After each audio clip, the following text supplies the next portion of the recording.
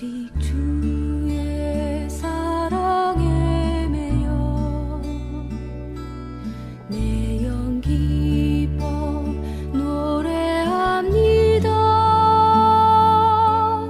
이 소망의 언덕 기쁨의 땅에서 주께 사랑드립니다. 오직 주의 임재 안에 갇혀 내 영 기뻐 찬양합니다. 이 소명의 언덕 거룩한 땅에서 주께 경배드립니다. 주께서 주신 모든 은혜 나는 말할 수 없네. 내 영혼 즐거이 주 따르렵니다. 주께 내 삶 드립니다.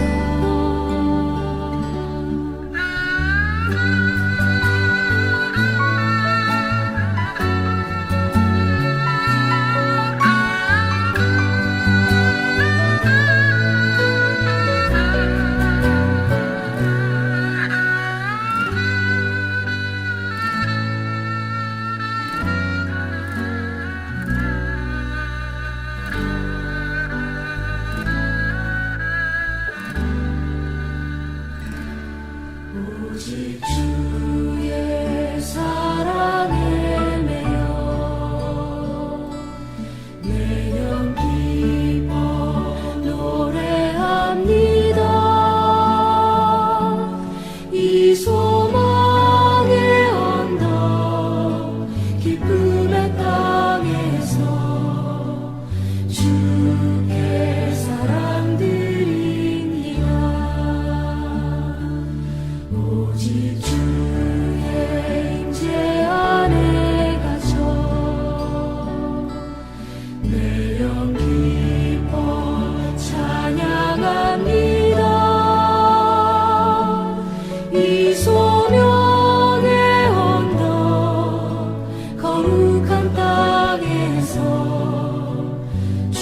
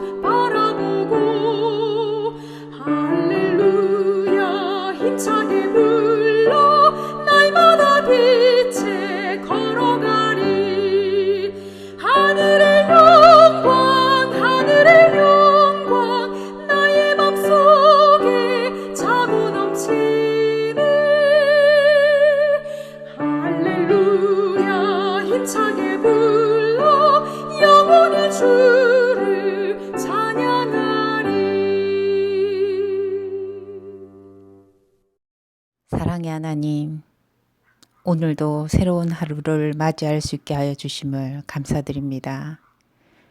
저희가 당한 어려움으로 평온한 일상의 삶까지 누릴 수 없는 지금, 하나님의 뜻이 무엇인지 생각하게 하여 주시고, 우리 기도의 목소리가 또한 저희의 간절한 마음이 하나님 전에 다 하나님의 은혜로우심으로 온 국민이 잘 헤쳐나갈 수 있게 하여 주시옵소서. 지금 진행되고 있는 C동 건축 또한 잘 마무리되어 하나님의 사랑을 전하는 병원이 되게 하여 주시옵소서. 원장님이야 모든 전 직원들의 평안과 건강을 허락하시고 오늘 말씀을 전하는 목사님 말씀에도 함께하여 주시옵소서.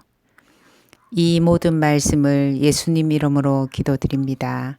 아멘. 안녕하십니까. 3693 병원 직원 여러분. 이 사진은 저희 집에서 병원을 바라본 사진입니다. 본관과 신관 그리고 주차 타워가 보입니다. 좀 더 자세히 보면 여러분들이 구매가에 물건을 가지러 갈 때에 구매가 문을 여는 모습도 보입니다. 그래서 거실에 앉아서 병원을 바라보고 있는데 이런 생각이 들었습니다. 하나님이 이곳에 살게 해주신 이유가 병원을 매일 바라보며 날마다 기도하라고 하신 건가?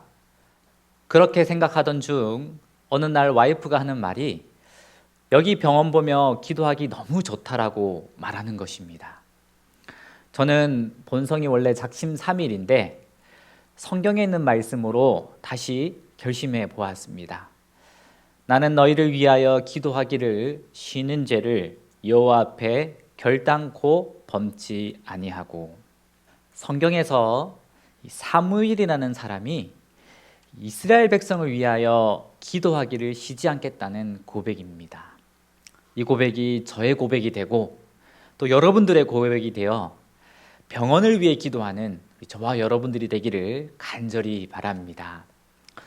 그런데 여러분, 우리가 우리 자신들을 잠시 뒤돌아보면 혹시 기도하기 쉬는 죄를 범하고 있진 않습니까?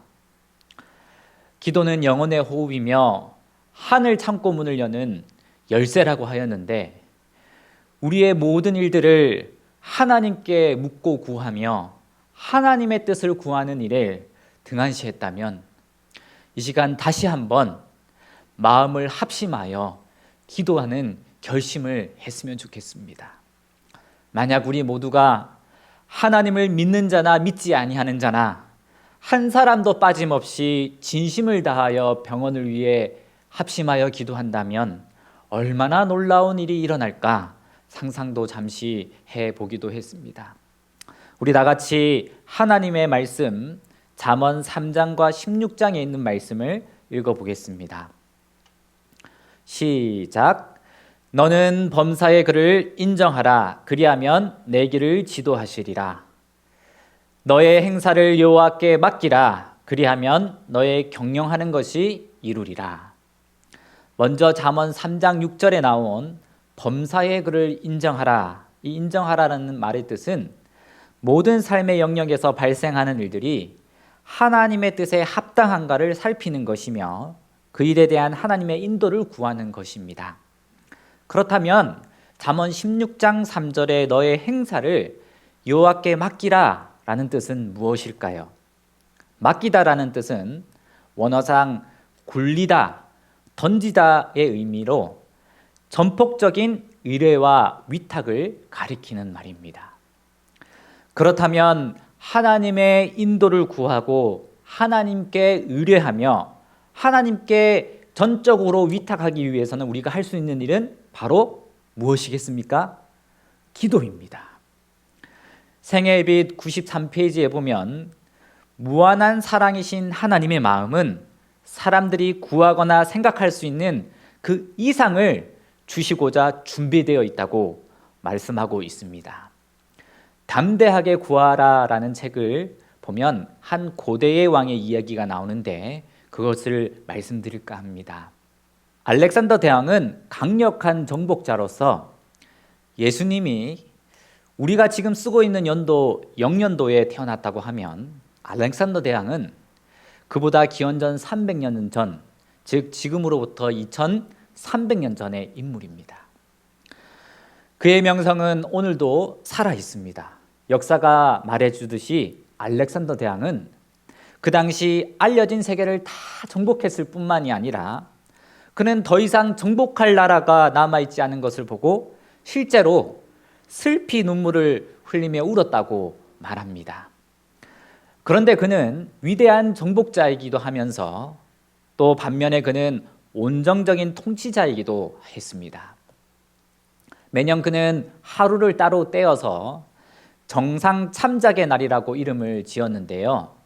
그래서 이날은 어떤 날이냐면 그의 온 나라에 다양한 사람을 임의로 선택해서 특별히 왕에게 오게 하여 그들의 특별한 소청을 말하도록 허락했습니다. 그러면 백성들이 원하거나 혹은 필요로 하는 것을 무엇이든지 요구할 수 있었습니다. 대부분의 사람들은 옷을 구하거나 음식, 또 구하기 힘든 약 또는 돈 등을 요청했습니다. 그런데 어느 해에는 감히 더욱 큰 것을 담대하게 요구하는 한 남자가 있었습니다. 왕의 대변인에게 먼저 말하게 되어 있었는데 이렇게 말했습니다. 당신은 제발 대왕님께 제가 궁전 하나를 원한다고 말씀을 드려주실 수가 있겠습니까? 그리고 제가 바라옵기는 이 말을 듣고 있던 왕의 대변인은 말이 끝나기도 전에 성을 내며 가로막았습니다. 이 무슨 주제넘는 소리야. 자네는 저 모든 사람들이 음식과 약을 요청하고 있는 것을 보지도 못하였는가? 어떻게 자네가 감히 대왕님께 궁전을 요구할 수 있다고 생각하는가? 그러나 이 남자는 진심을 다해 다시 한번 말했습니다.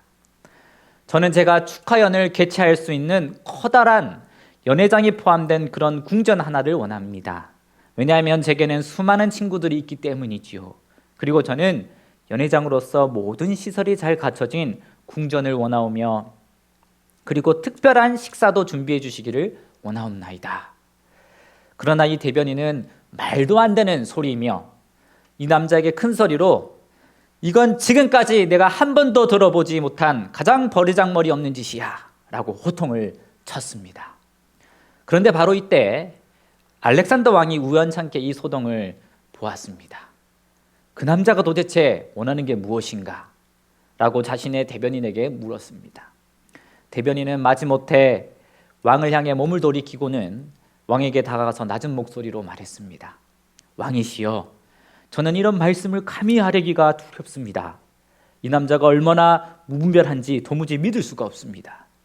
그래서 저는 대왕께서 충격을 받으실 것을 잘 알고 있습니다. 하운데 저자가 궁전 한 채를 달라고 요구하고 있습니다. 그리고 그 궁전 안에 시설을 완벽하게 갖춘 연회장뿐 아니라 특별한 식사까지 제공해 주기를 바라고 있습니다. 참 뻔뻔함을 지녔을 뿐 아니라 터무니없는 부당한 요구라고 생각되옵니다. 이 말을 들은 알렉산더 왕은 잠시 고민하더니 그 다음 그의 얼굴에 큰 미소를 지으며 그 남자에게 돌아서서 대답했습니다. 그대의 요청을 허락하노라. 그러자 왕의 대변인은 너무 놀라서 왕을 바라보았습니다. 대왕께서 어떻게 그런 말도 안 되는 무례한 요청을 허락하실 수가 있으십니까? 그는 충격에 빠져서 질문했습니다. 왕은 빙그레 웃으며 대답했습니다. 그래도 보다시피 다른 모든 백성들은 모두 음식과 약 그리고 평범한 것들을 요구하고 있다. 그들은 내가 줄 수 있는 것이 단지 그것뿐이라고 생각하는 것이다. 그러나 이런 것들을 주기 위해서라면 그들은 곧 왕이 필요한 것이 아니다. 하지만 이 남자는 내가 참으로 왕이라는 사실을 처음부터 느낄 수 있도록 해준 최초의 사람이다. 왜냐하면 오직 나만이 그러한 요청을 허락해 줄 수 있기 때문이니라. 주는 왕도 기뻤고 남자도 구한 큰 것을 받을 수가 있었습니다. 성경은 우리에게 다음과 같이 말씀합니다. 우리 가운데 역사하시는 능력대로 우리의 온갖 구하는 것이나 생각하는 것에 더 넘치도록 능히 하실 이에게. 맞습니다. 우리가 믿는 하나님은 세상의 창조주시며 우리 만왕의 왕이신 하나님입니다. 우리의 온갖 구하는 것이나 생각하는 것보다 더 넘치도록 주실 수 있는 분인 것입니다. 그렇다면 우리는 무엇을 하나님께 구해야 하겠습니까? 아까 읽은 구절을 다시 읽겠습니다. 무한한 사랑이신 하나님의 마음은 사람들이 구하거나 생각할 수 있는 그 이상을 주시고자 준비하고 있다. 그러나 사람들은 너무나 적게 기도하고 너무나 적은 믿음을 가지고 있다. 좀 더 읽어볼까요? 사탄, 곧 악한 자의 흑암이 기도를 게을리하는 자들을 두르고 있다. 그들이 기도 중에 하나님을 만나지 않기 때문에 원수가 그들을 죄로 인도한다. 어찌하여 하나님의 아들과 딸들이 그토록 기도를 지체하고 있는가? 하나님께는 커다란 축복의 창고가 있다. 기도는 믿음의 손에 들인 하늘 창고를 여는 열쇠이다. 이제 이 시간 우리는 기도가 얼마나 필요한 일이며 또 축복받는 사실이라는 것을 배웠습니다. 우리가 기도해야 하지 않겠습니까? 그렇다면 우리가 드리는 이 기도가 허지로 돌아가는 것이 아니라 응답이 되어야 할 것이 아니겠습니까? 그래서 응답받는 기도의 조건을 마지막으로 말씀을 드리고 마칠까 합니다. 첫째, 그분께로부터 오는 도움의 필요성을 느끼는 것입니다. 나는 목마른 자에게 물을 주며 마른 땅에 시내가 흐르게 하며, 하나님은 의에 줄이고 목마른 자들의 소원을 이루어 주십니다. 그렇지 않으면 축복을 받을 수가 없습니다. 둘째, 우리가 알고 있는 어떤 죄를 계속 붙들고 있다면 주님께서는 우리의 기도를 듣지 않으실 것입니다. 오직 너희 죄악이 너희와 너희 하나님 사이를 내었고 너희 죄가 그 얼굴을 가리워서 너희를 듣지 않으시게 함이니. 하나님은 죄가 있으므로 우리의 기도를 듣지 못하십니다. 하지만 죄를 슬퍼하는 자의 기도는 언제나 들으십니다. 우리를 깨끗게 하는 것은 우리의 죄를 위하여 그분이 십자가에서 흘리신 보혈의 피입니다. 그래서 그 십자가의 피를 의지하여 기도할 때 우리의 모든 죄를 하나님은 용서하여 주십니다. 셋째, 기도가 응답받기 위해서는 믿음이 필요합니다. 믿음이 없이는 하나님을 기쁘시게 하지 못하나니 하나님께 나아가는 자는 반드시 그가 계신 것과 그가 자기를 찾는 자들에게 상 주시는 이심을 믿어야 할지니라. 하나님께서는 무엇이든지 기도하고 구한 것을 받은 줄로 믿으라고 말씀하셨습니다. 정말 우리는 우리가 읽고 있는 이 성경 말씀을 그냥 좋은 구절이 아닌 이루어질 하나님의 말씀으로 받아들이고 있는지 생각해 보아야 합니다. 하나님께서는 수많은 그분의 약속들을 응답하시고 성실하게 지키십니다. 때때로 이렇게 말할 수도 있고 또 많은 사람들이 이렇게 경험합니다. 기도했는데 아무 응답이 없는 것 같아. 그러나 우리는 주님께서 들으시고 우리의 기도에 응답하신다는 사실을 여전히 믿어야 합니다. 왜냐하면 우리는 미래를 볼 수 없기 때문에 때때로 우리에게 축복이 되지 못하는 것을 구하기도 합니다. 그러나 사랑이 많으신 하나님께서는 우리에게 가장 좋은 것을 주시고 또 우리가 가장 필요한 그때에 우리의 기도에 응답하여 주십니다. 그러므로 우리는 우리의 기도들이 응답되지 않는 것처럼 보인다 할지라도 하나님의 약속을 굳게 붙잡아야 하는 것입니다. 마가복음 11장 24절에 무엇이든지 기도하고 구한 것은 받은 줄로 믿으라. 그리하면 너희에게 그대로 되리라고 예수님께서 우리에게 말씀하여 주셨습니다. 마지막으로 하나님께 자비와 축복을 구할 때 우리는 마음속에 사랑과 용서의 정신이 있어야 합니다. 예수님이 제자들에게 가르쳐 주신 주기도문에 보면 이런 부분이 있습니다. 우리가 우리에게 죄 지은 자를 사하여 준 것 같이 우리 죄를 사하여 주옵시고. 만일 우리가 용서하지 못하는 정신을 가지고 있다면 어떻게 이런 기도를 할 수 있겠습니까? 우리의 기도가 들으신 바가 되기를 원한다면 우리는 반드시 다른 사람들을 용서해야 합니다. 우리가 용서할 때 용서받게 될 것입니다. 응답받는 기도의 비결을 마지막으로 한 가지만 더 붙인다면 규칙적인 기도는 하나님과 끊어지지 않는 이 관계를 유지하며 하나님께로부터 오는 생명이 우리에게 흘러오게 할 것이며 하나님의 뜻대로 하는 기도가 되게 할 것입니다. 하나님의 뜻대로 기도하면 무엇이든지 다 이루어지지 않겠습니까? 우리 한번 다 같이 읽어보겠습니다. 4단은 시작. 사단은 끊임없이 기도로 하나님을 붙잡는 사람을 감당할 수 없다. 사단뿐 아니라 이 세상이 끊임없이 기도하는 사람을 감당하지 못할 것입니다. 상심한 자들을 고치시며 그들의 상처를 싸매시는 하나님께 우리가 우리의 모든 일을 아뢰어 우리의 기쁨과 우리의 염려를 함께 나눌 뿐 아니라 우리의 갈 길을 인도해 주시기를 기도하는 저와 여러분이 되시기를 간절히 원합니다. 그래서 그분께서는 해결할 수 없는 문제는 그분께 없는 것입니다. 이제 이 이야기만 하고 말씀을 마치겠습니다. 2011년도 대학원을 다니다가 외국에 1년 동안 봉사하며 예수님을 전하러 가는 천명 선교사에 지원하게 되었습니다. 그런데 그때 지원할 때 해결해야 될 일이 한 가지 있었는데 아직 해결하지 못한 대학원 등록금이었습니다. 학교에서 한 학기 등록금의 반가량을 내고 나머지 반가량을 못 내어 곧 내겠다고 말한 상태였습니다. 아르바이트와 몇 가지를 했는데도 아직 부족하였습니다. 그래서 하나님께 기도하였습니다. 하나님, 저 하나님 위해서 그리고 저 불쌍한 나라 사람을 위해 봉사하러 1년 동안 바치기로 했으니 하나님께서 이 나머지 돈 책임져 주세요.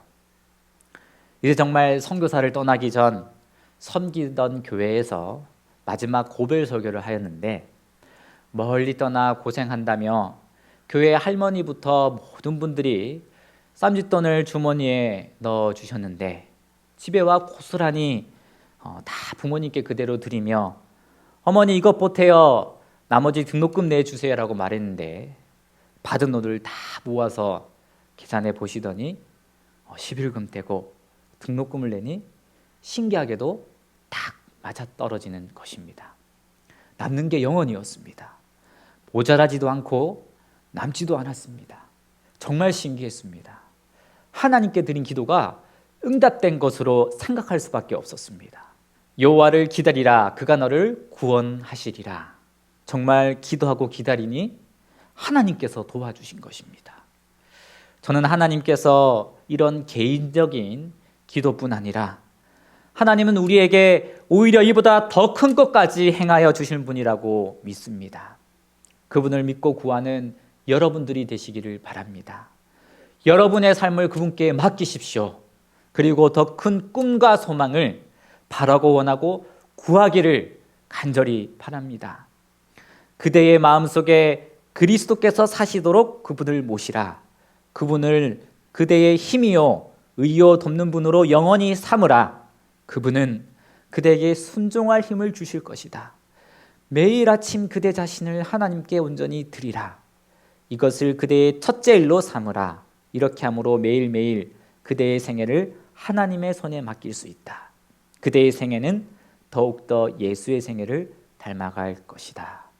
부디 내가 생각하는 것보다 더 큰 일을 이루실 하나님을 신실히 믿으며 우리의 모든 행사를 하나님께 맡기는 3693병원 직원 여러분들이 되시기를 간절히 바라며 말씀 마치겠습니다. 아버지 하나님, 오늘 우리에게 힘과 용기가 되는 말씀을 허락해 주시니 감사합니다. 우리의 구원자시며 창조주시며 만왕의 왕이신 하나님께서 우리의 소원을 이루어 주시며 또 그뿐 아니라 이 병원을 지키고 보호하셔서 이 부산의 빛과 미래가 되게 하여 주시옵소서. 우리의 모든 죄를 사해 주시옵시고 이전보다 갑절의 축복과 은혜를 허락해 주실 줄 믿습니다. 하나님의 넘치는 사랑으로 우리 앞길을 인도해 주시기를 간절히 빌며 예수님 이름으로 기도드립니다.